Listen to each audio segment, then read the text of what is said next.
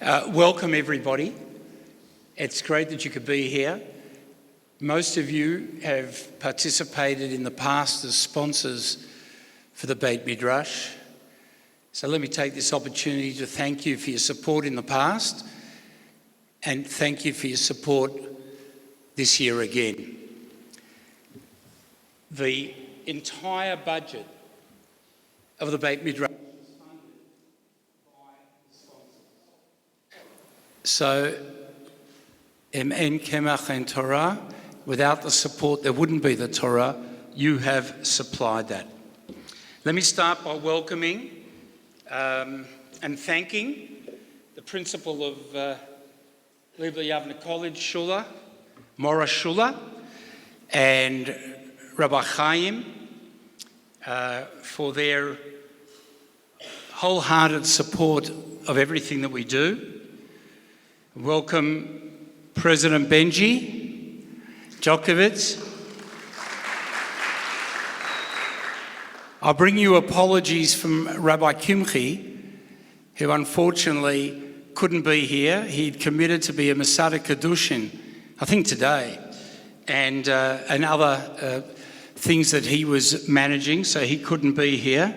And Mirz Hashem, he'll be with us next year when we proceed with supporting the Beit Midrash. I welcome Reb Lior from Beit Haroeh, Rabbi Kennard from the Ashkama Minyan, Rav Chezi from KOD, Rav Johnny from the Beit Midrash, and Rav Shua Solomon, who came from Sydney. Bruchim Abayim. Ladies and gentlemen, you're all aware that it's the 25th anniversary because it was on the invitation.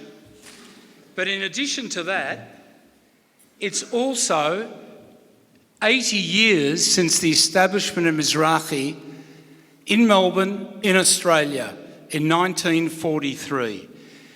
Ben Shmonim Ligvura. There's a great strength associated with attaining 80 years, and Mizrachi has just grown from strength to strength. And that notwithstanding the fact that most of us have got our children, our siblings, parents, family in Medinat Yisrael, it would be fair to say that at least a half of our community has made Aliyah. And yet, all the things that Rav Doron mentioned in his speech in Mizrachi on Shabbos about the leadership of Mizrachi in providing so many things for the entire community have just grown from strength to strength. It's my pleasure to welcome Ambassador Mark Regev to join us tonight, and Rav Doron Perez, and I'll speak a little bit more about them in a moment. Now, many of you wouldn't know that today is a special anniversary as well. It's the 20-year anniversary of my daughter's graduation from Mount Scopus. Sorry, that's where I went. Sorry. Rav Kennard, that's a point for me. Okay. And this morning at the college celebrated the 20-year anniversary. Sorry, Shula, excuse me. Sorry, Shula. Of Liebler Yavne College. And David Fisher took the opportunity to include a photograph on the front page of Kesher of the graduates of the 20-year ago matric, including Kara and the children of many other people here. And I won't sing you about Sgt. Pepper's Lonely Hearts Club Band, but that's how we started. But he continued on to talk about connectedness. It was a great piece. I urge you to read it. School connectedness is particularly important for young people who are at increased risk for feeling alienated or isolated from others, That is why Yavne invests so heavily in supporting students to feel part of the family. And that continues on. And it's part of our Mizrachi approach. The chut mishulash b'mheira lo yenatek. The three-plied cord will not easily be severed. We bring together Mizrachi, we bring together Yavne, we bring together Bnei Akiva, and all of them are supported by the activities of the Beit Midrash. Mizrachi is a worldwide institution. We provide you with the HaMizrachi magazine almost on a monthly basis. The Mizrachi Parasha Weekly comes out weekly. Mizrachi provides a newsletter with current material and Divrei Torah. It's all there for you. All you have to do is take it and read it. It comes online and it's supplied at the organisation. I want to take the opportunity, in addition to thanking all of you as sponsors, to particularly thank our platinum sponsors, Robbie and Debbie Nussbaum.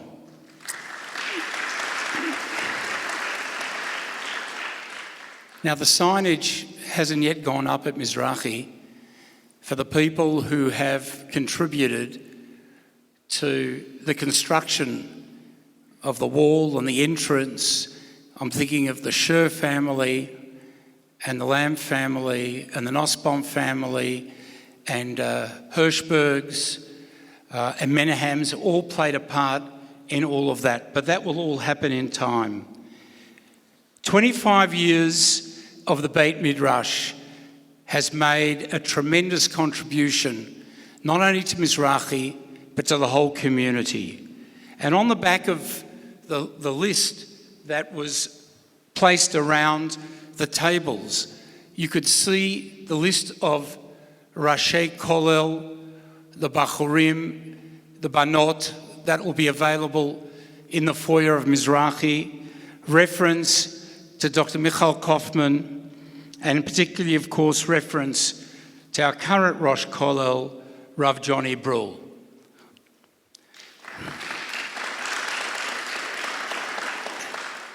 V'rayato Shira. There are certain people who have made this thing happen in the way that it has. Now, Ray, I heard that you're starting your 18th year this year at Mizrachi.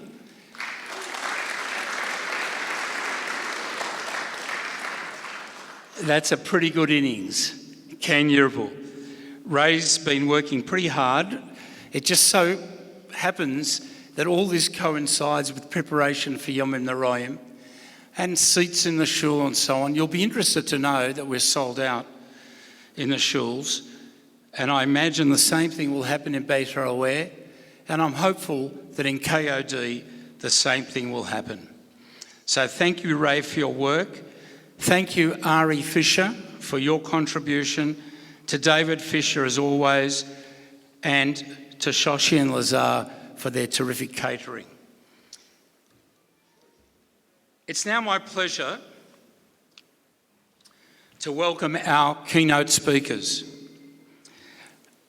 Rav Johnny will be moderating the session. He's been with us for 2 years and now commences the 3rd year. There's a terrific group of boys coming. You'll get an opportunity to see them in a moment. We welcome Ambassador Mark Regev. Now, Mark told me this was like home away from home. Half his Mount Scopus graduate year were here with him from the same year. He's been a terrific advocate for Israel. He's a great spokesman for Prime Minister Bibi and Ambassador to the Court of St. James. And we discussed his activities there, how he set out to meet as wide a section of the community as possible and not just sit in a particular location and wait for people to come to him. During the time that I was president of the Executive Council of Australian Jury, and during the time I was president of the Zionist Federation, I reached out to Mark several times, and he facilitated important meetings for me, particularly with the Prime Minister, with Bibi at the time. So thank you, Mark. Mazel tov on the family simcha that you were here for.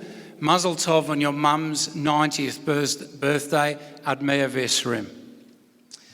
We welcome Rav Doron Perez.